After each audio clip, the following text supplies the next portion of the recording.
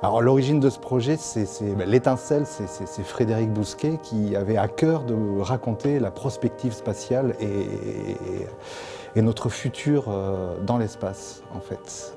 Pour ça, il s'est allié avec Olivier Boisard.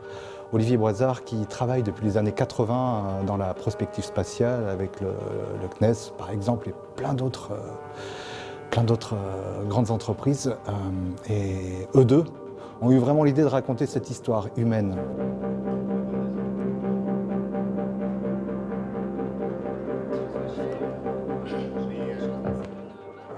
Donc ce projet, c'est un projet Immersion Art Sonore qui a été proposé par la communauté de communes et le Théâtre de la Jeunette Verte, avec le soutien de la commune Gorges du Tarn et puis avec le soutien du département de la Lozère.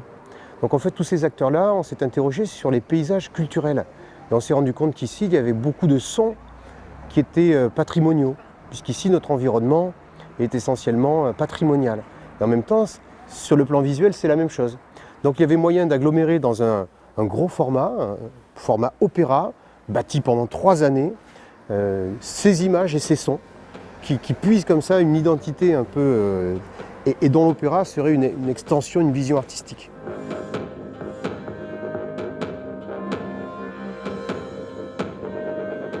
Donc le projet, il est axé sur un double pôle, à la fois des scientifiques de renom qui vont apporter une expertise, une caution sur le contenu un peu formel, métaphorique, puisque cet opéra prend la conquête spatiale comme un fil narratif.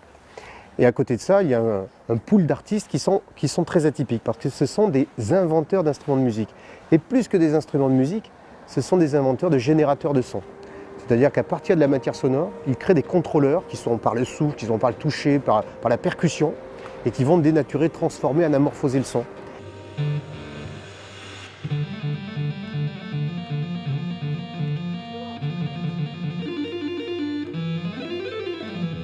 Donc tous ces inventeurs, parfois ils sont là, parfois ce sont des électroniciens qui ont délégué aussi à des virtuoses. Et on se retrouve donc avec la crème de la crème des musiciens 2.0 qui mélangent toutes ces technologies, ces hautes technologies qu'ils mettent en fait au bénéfice de la création artistique. Tout à l'heure, hier il m'a fait voir les couleurs dans d'autres couleurs, ça défonce. Ça met longtemps à changer une couleur ou pas? Ce spectacle est né donc de différents partenariats.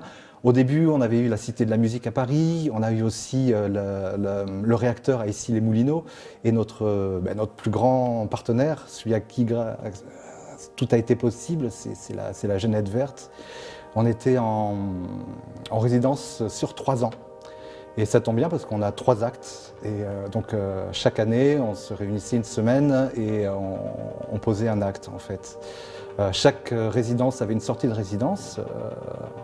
Certaines personnes de la région ont pu voir déjà notre premier opus. Et pour les 2 autres, on a eu un bon coup de frein à main avec le Covid qui nous a stoppés tous, quoi.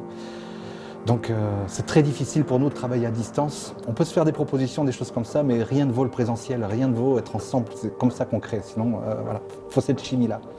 Faut cette chimie. Et cette chimie, on l'avait pas. Et là, on est ravis de pouvoir retrouver un théâtre, de pouvoir retrouver les lumières, de pouvoir retrouver le son, de pouvoir se retrouver tous ensemble. On part du début. Tu veux faire ça, ce morceau-là? Bah du coup, elle veut un aplat. Donc aujourd'hui, on est dans une phase de résidence de création. C'est-à-dire qu'on se sert d'un livret qui est un ouvrage collectif, qui a été écrit par plusieurs poètes, dans lequel on puise des sources, selon une trame que l'on suit. C'est aussi un réalisateur vidéo qui va agrémenter ses visions plus ou moins figuratives, abstraites. Et puis avec tout ça, on va créer des chants, des paysages sonores, des morceaux, des choses plus dansantes, des choses dans une esthétique très très large. La Jeunette Verte, c'est quand même une équipe qui est très soudée, très structurée, beaucoup de compétences en interne. Donc pour la création lumière, pour la création son, la diffusion, la multidiffusion. C'est devenu un petit peu notre temple à nous, musiciens. Et c'est un lieu qui est très atypique en France, même dans le monde, et qu'on pourrait vraiment recommander à tous les musiciens, toutes les compagnies artistiques qui veulent faire ce travail, baignant dans la lumière, dans les sons, dans la nature, et en même temps avec des outils technologiques de pointe.